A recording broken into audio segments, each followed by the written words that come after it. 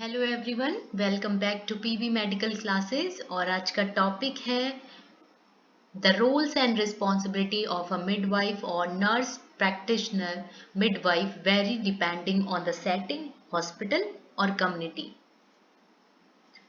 Hospital setting, role and responsibility, इसमें हम इस चैप्टर में हम मिडवाइफरी के जो रोल्स हैं हॉस्पिटल सेटिंग में और कम्युनिटी सेटिंग में वो पढ़ेंगे। तो पहले हम पढ़ते हैं हॉस्पिटल सेटिंग में क्या इसके रोल एंड रिस्पॉन्सिबिलिटी है। तो फर्स्ट है provide antenatal care.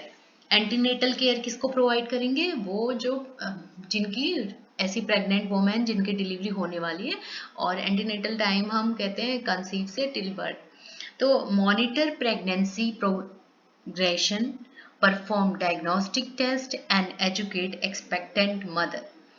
Pregnancy prognosis को देखना है और डायग्नोस्टिक टेस्ट करने हैं एंटीनेटल, और मदर को केयर करना है, एजुकेट करना है, काउंसिल करना है। Next, labour and delivery support, manage normal labour, assist with pain relief, conduct deliveries and response to emergencies.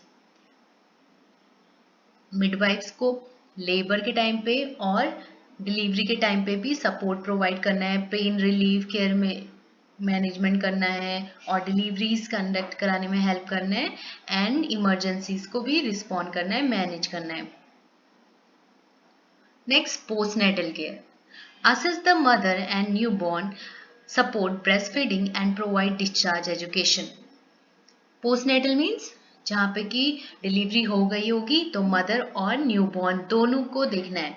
इसमें मेन आता है उनका असेसमेंट करेंगे मदर और न्यूबॉर्न का, और ब्रेस्ट फीडिंग के लिए इनकरेज करेंगे और अर्ली डिस्चार्ज एजुकेशन प्रोवाइड करेंगे। Next, emergency management, work with obstetrician in managing complication, example haemorrhage and pre eclampsia.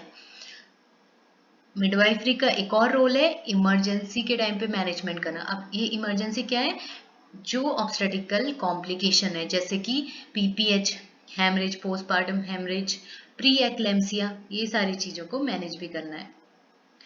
Next, अब इंट्रापार्टम लेबर और बर्थ के टाइम पे क्या केयर करना है? Then manage normal labour and spontaneous vaginal birth, monitor fetal heart rate and maternal well-being, provide pain relief and emotional support, identify and respond to complication, initiate emergency intervention if trained and allowed it. Intrapartum period में एक तो manage करना है labour के time पे, और अगर spontaneous birth है तो वो भी मैनेज करना है, केयर करना है। अब वो केयर के और मैनेज कैसे होगी? अगर मिडवाइफरी कॉम्पिटेंट होगी, स्किल्ड होगी।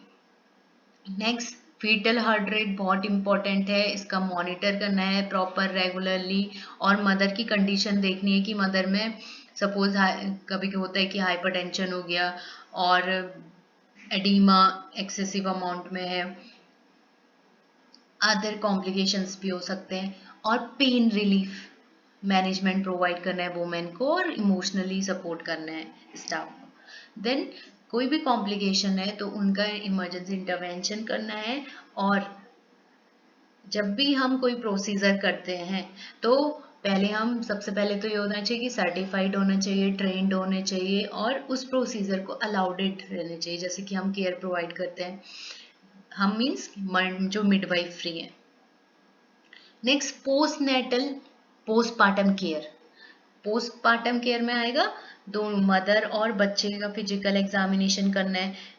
इससे पहली वाली जो स्लाइड थी इंट्रापार्टम हेमरेज, इस पे क्या है कि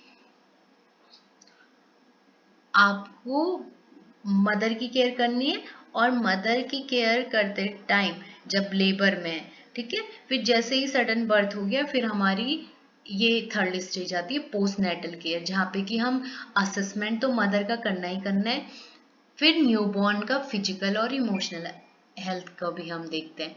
तो इसमें ब्रेस्ट फीडिंग को इनकरेज करते हैं और एजुकेशन प्रोवाइड करते हैं related to postpartum recovery, mental health and contraception.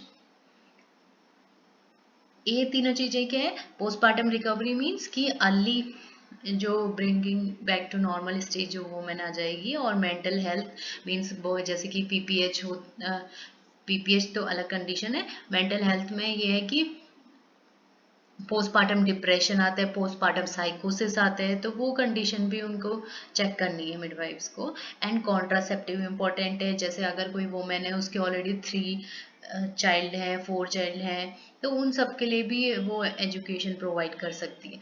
Then detect postnatal complication and refers if necessary. अगर पोस्टनेटल कॉम्प्लिकेशन है तो वुमेन को रिफरल सिस्टम करना है। Newborn care, perform immediate newborn assessment, Apgar scoring. Apgar score within the 5 minutes हो जानी चाहिए, तो ये इमीडिएट न्यूबॉर्न असेसमेंट में ही आएगा कि अपगार स्कोर मेंटेन करना है। Next, monitor feeding, temperature regulation, weight, ये सब हम चेक करते हैं बेबी पे। Then identify and manage minor issues, refer if serious problem arises. अगर कोई भी माइनर इश्यूज हैं बच्चे में, मीन्स जो अभी न्यूबॉर्न है, तो उसको फिर देखते हैं कि कोई सीरियस प्रॉब्लम तो नहीं है, तो वो भी आइडेंटिफाई करेंगे और मैनेज करेंगे। Then reproductive and sexual health. Offer family planning and contraceptive counseling. Perform cervical screening and STI testing. Provide preconception counseling. तो सबसे पहले तो जैसे कि वुमेन डिलीवरी हो गया, उसका रिप्रोडक्टिव हेल्थ तो देखना ही, चाहे वो एंटीनेटल से हो और इंटरनेटल पे हो, पोस्टनेटल पे हो। और जब पोस्टनेटल पे मदर है तो उसको फैमिली प्लानिंग के लिए काउंसिल करना है। एंड सर्विकल स्क्रीनिंग और एसटीआई, जितने भी सेक्सुअली ट्रांसमिटेड इन्फेक्शंस हैं, उसके लिए भी टेस्टिंग के लिए वुमेन को बोल सकते हैं। देन प्री कॉन्सेप्शनल काउंसलिंग, ये कपल्स के लिए होती है जो कपल्स कंसीव करना चाहते हैं, तो उनके लिए भी पहले आजकल प्री कॉन्सेप्शनल काउंसलिंग सेशंस होते हैं। Health promotion and education. Educate women, families and community about maternal and newborn health.